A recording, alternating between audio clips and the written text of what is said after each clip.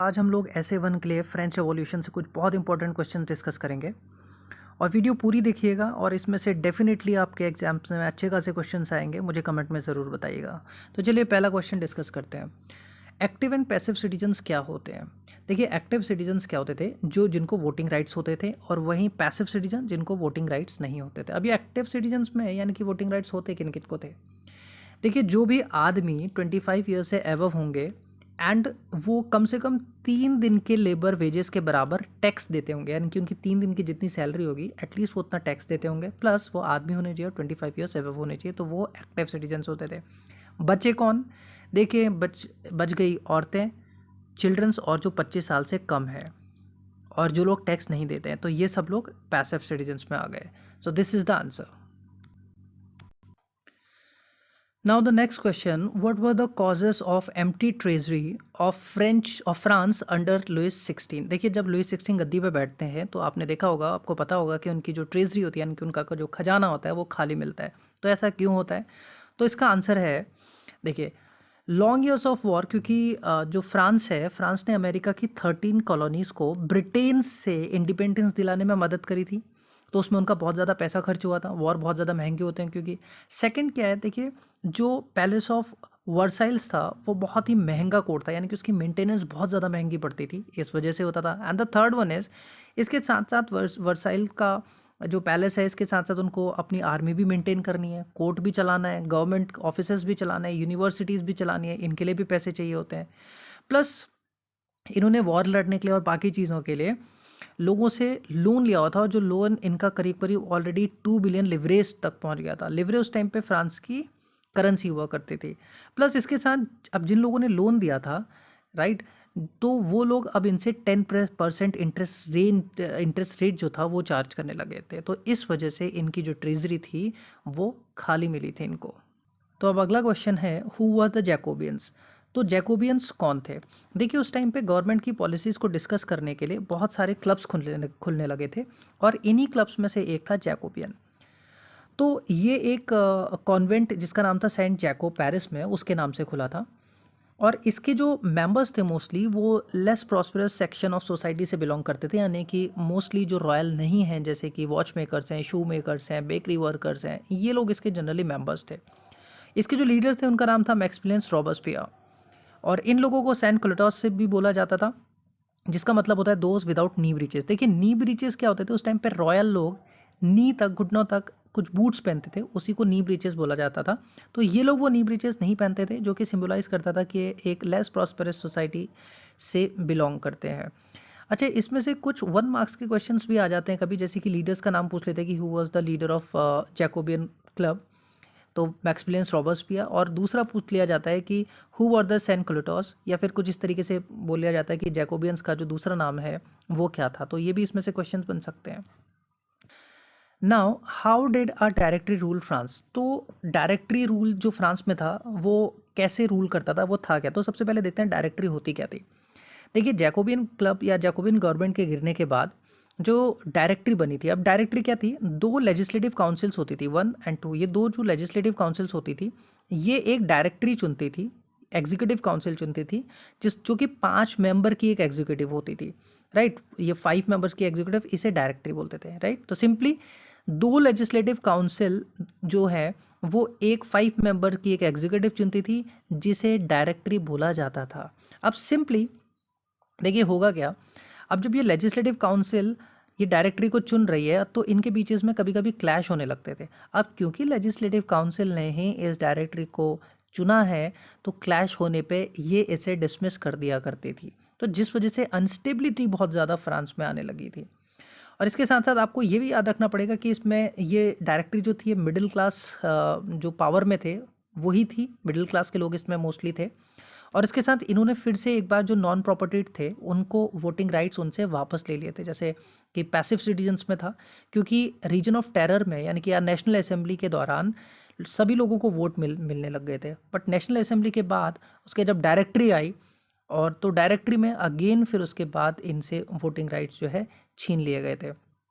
तो ये फिगर आप मैंने बना करके तभी दिया है ताकि आपको याद रहे। एक बार इस फिगर को बिल्कुल आप अच्छे से याद कर लीजिए, ताकि आपको डायरेक्टरी क्या थी ये लिखने में आसानी हो। नाउ नेक्स्ट क्वेश्चन है what was the reason of terror. देखिए रीजन ऑफ टेरर था क्या।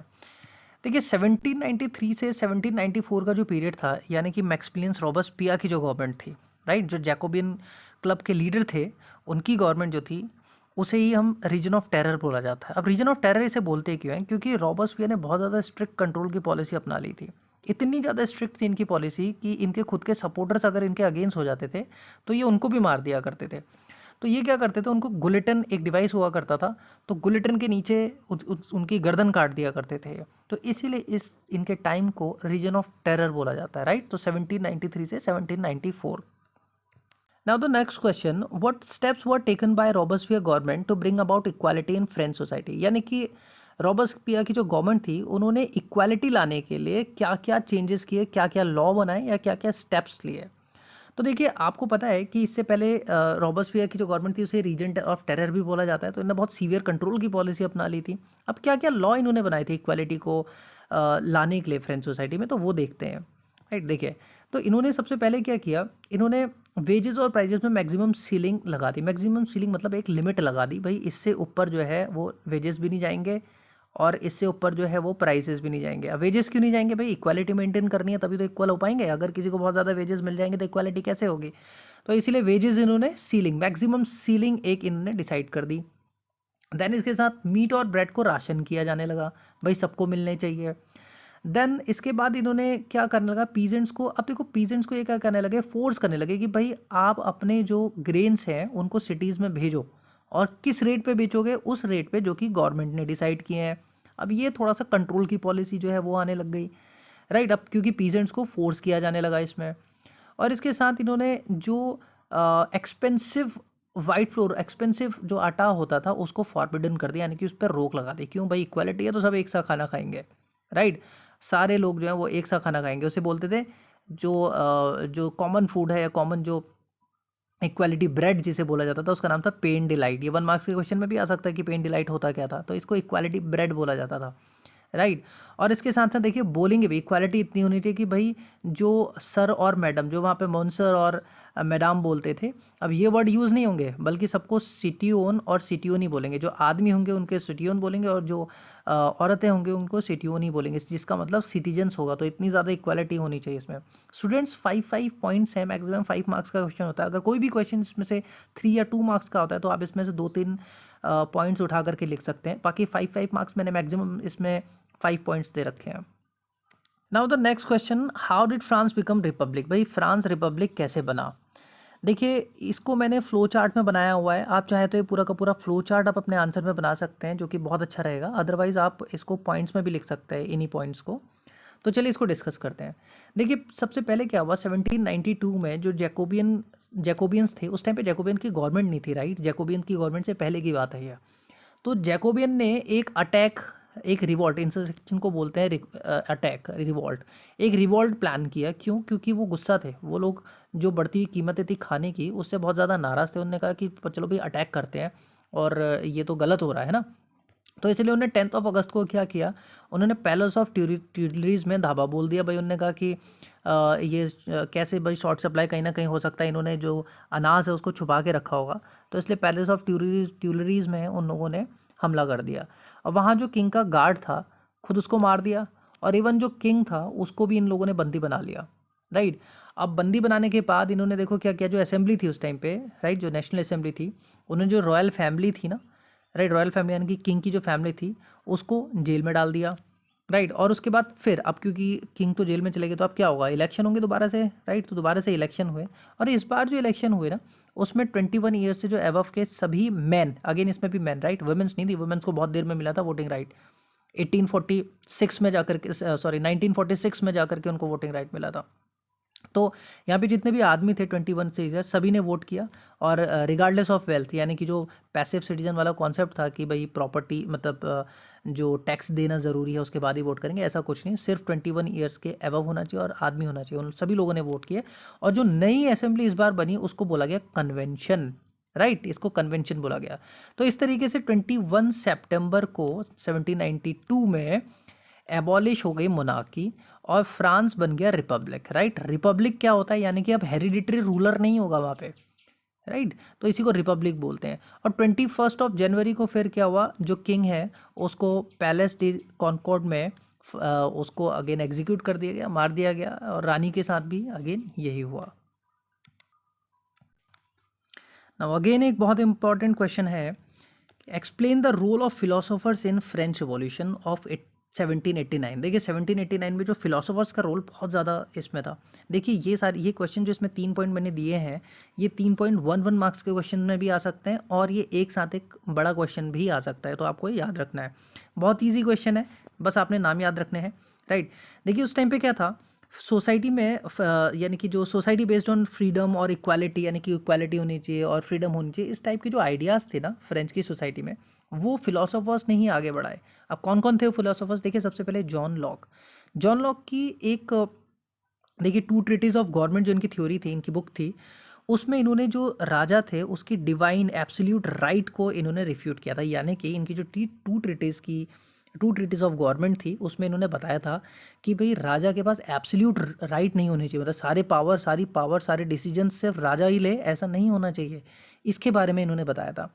और जीन जैक रूसो ने देखो सोशल कॉन्ट्रैक्ट की थ्योरी बनाई थी। इन्होंने बोला था कि गवर्नमेंट जो है वो लोगों के और रिप्रेजेंटेटिव, राइट, जो रिप्रेजेंटेटिव है उनके बीच का एक सोशल कॉन्ट्रैक्ट होना चाहिए, और उस पर बेस्ड होनी चाहिए गवर्नमेंट। राइट, यानी कि गवर्नमेंट कैसे बननी चाहिए, लोगों का और रिप्रेजेंटेटिव के बीच में कॉन्ट्रैक्ट होना चाहिए, वो होनी चाहिए गवर्नमेंट।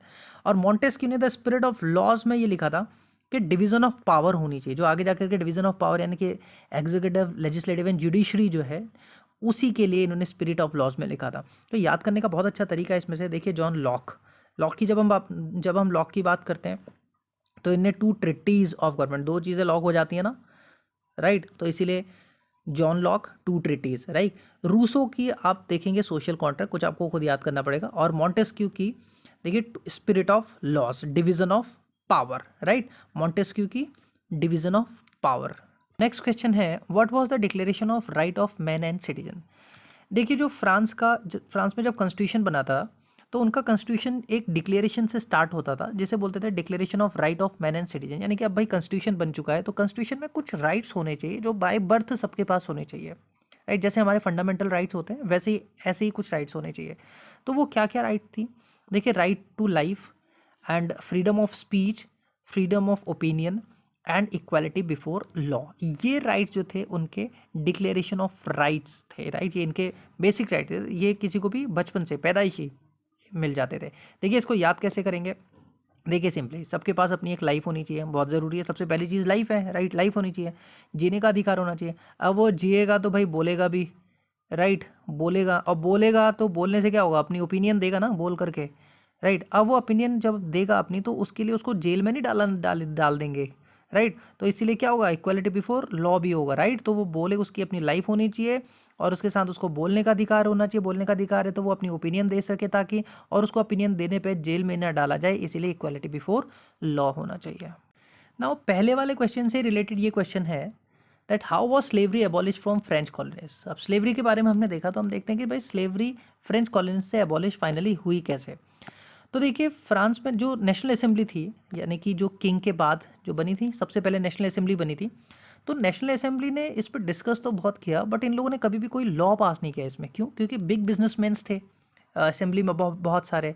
तो नेशनल असेंबली को लगता था कि वो लोग नाराज़ हो जाएंगे। क्यों भाई, बिग बिजनेसमैन्स का जो काम है वो स्लेव ट्रेड पे ही तो चल रहा था।